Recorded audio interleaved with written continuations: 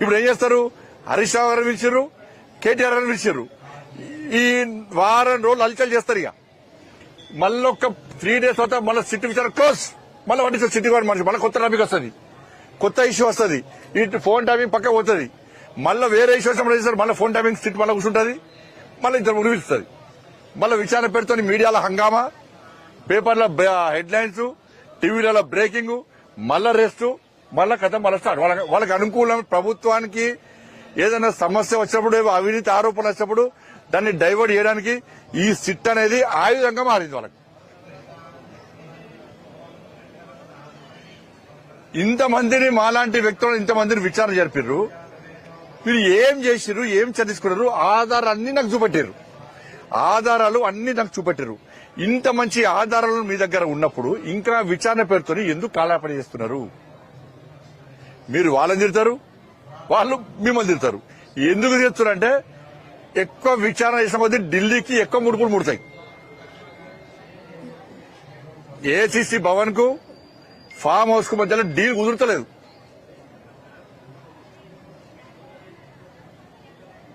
ఆ డీల్ కుదరకపోవడం వల్లనే ఇదంతా తతంగం, ఈ టైం పాస్ విచారణ జరుపుతా ఉన్నారు వీళ్ళు.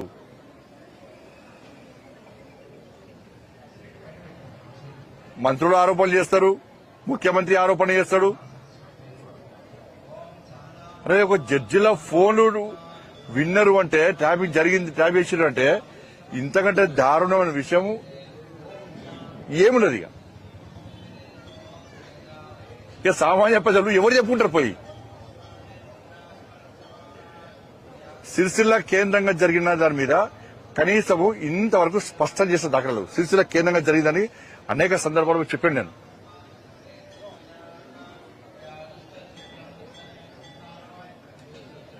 ఎలక్ట్రోల్ బాండ్ ద్వారా ₹1,000 కోట్ల వసూలు చేసి చెప్పినాం. ఏ విచారణ దాని మీద.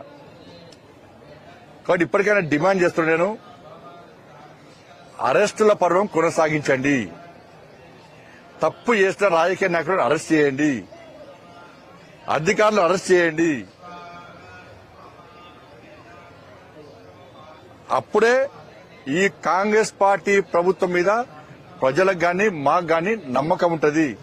మీ లోపాయికారి ఒప్పందాలతోని లోపల మాట్లాడుకుంటూ ప్రజలను మమ్మల్ని పిచ్చోళం చేస్తే మేమంతా పిచ్చోళం కాదు. మేము ఏం జరుగుతుందో ప్రజలు గుర్తిస్తున్నారు. మీ డీల్ కుదిరే వారు కూడా ఇదే విధంగా చేస్తున్న విషయం మాకు తెలుసు. మీకు చిత్తశుద్ది ఉంటే వెంటనే చర్యల పరంపర కొనసాగించాల్సిందిగా నేను కాంగ్రెస్ పార్టీ ప్రభుత్వాన్ని డిమాండ్ చేస్తున్నా. సిట్టు అధికారమే నమ్మకం ఉంది మాకు, కానీ సిట్టు అధికారులకి ప్రభుత్వం స్వేచ్ఛనిస్తలేదు, జులుం ప్రదర్శిస్తుంది. వాళ్లే ఆదేశాలు ఇచ్చి మా ఆదేశాల ప్రకారం మాత్రమే, మేం చెప్పిన వ్యక్తులు మాత్రమే విచారణ విలువాలని చెప్పి టైం పాస్ చేసే ప్రయత్నం చేస్తుంది. మాత్రం స్పష్టంగా చెప్పగలుగుతాం. మేము రాయాలి. వీరు లేఖ రాస్తే సెంట్రల్ గవర్నమెంట్ సహకరిస్తుంది.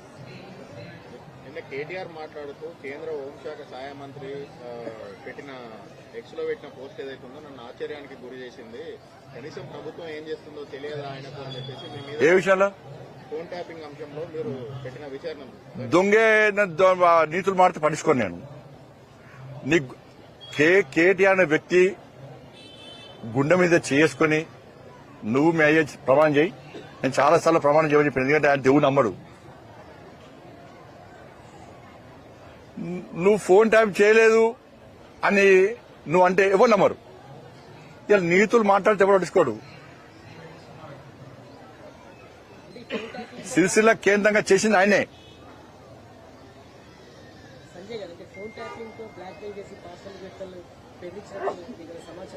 నేను నన్ను విచారణ పిలిచినప్పుడు చాలా విషయాలు చెప్పారు. ఈ కాంగ్రెస్ పార్టీ మంత్రులే ఆరోపించారు. సాక్షాత్ రాష్ట్ర ముఖ్యమంత్రి గారే చెప్పారు. ఒక ముఖ్యమంత్రి స్థాయి వ్యక్తి ఏం ఆధారాలు లేకుండా ఆరోపణ చేస్తాడా? ఇవన్నీ ఆధారాలు ఉన్నాయని చెప్పే వాళ్ళు సిట్ వేసారు వాళ్ళు. కానీ ఆ సిట్ ఏమైంది? సిట్ అంటే సిట్, స్టాండ్ అంటే స్టాండ్ అయిపోతుంది. ఇది పరిస్థితి.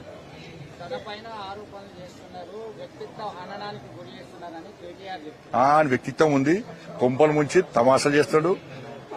కొంపలు ముంచి ఇవాళ నువ్వు చేసినటువంటి దారుణాలు అకృత్యాలు ఇవాళ కళ్ళలో కనబడుతుంటే బబ్బబ్బా ఈ ప్రభుత్వం చేత కాదు. కేసీఆర్ కుటుంబాన్ని అరెస్ట్ చేసే దమ్ము ఈ ప్రభుత్వానికి లేదు. నిజంగా మా ప్రభుత్వం గిట్లా ఆ రోజు ప్రజలు మాకు ఆశీర్వదించి మమ్మల్ని గిట్లా గద్దెనెక్కిస్తే ఇలా కేసీఆర్ కుటుంబానికి చుక్కలు చూపెట్టేవాళ్ళం మేము. చట్టం అంటే ఏంది, దారుణాలు అకృత్యాలు ప్రజల జీవితాలతో చెలగాటమాడేటువంటి వ్యక్తులకు ఇలా సొసైటీలో ఏ విధంగా గుణపాఠం చెప్తామో ఇవాళ చెప్పేవాళ్ళం మేము. ఇలా మేము చెప్పేవాళ్ళం. ఈ ప్రభుత్వం మీద ఇప్పుడు నమ్మకం లేదు. నెక్స్ట్ వచ్చేది మాదే ప్రభుత్వం. ఇలా పక్కా కేసీఆర్ కుటుంబాన్ని వదిలిపెట్టే ప్రసక్తి లేదనే విషయాన్ని స్పష్టం చేస్తున్నాను. ఈ ముఖ్యమంత్రికి చాత కాదు, ఈ ముఖ్యమంత్రికి దమ్ము లేదు, ఈ ముఖ్యమంత్రి కేసీఆర్ కుటుంబాన్ని అరెస్ట్ చేసే ఆలోచన లేదు. కాంప్రమైజ్ పాలిటిక్స్ చేస్తున్నారు వీళ్ళు. అరే ముఖ్యమంత్రినే ఎత్తుకపోయి జైలు పెట్టిర్రు, డ్రోన్ అని ఇంకో కేసు అని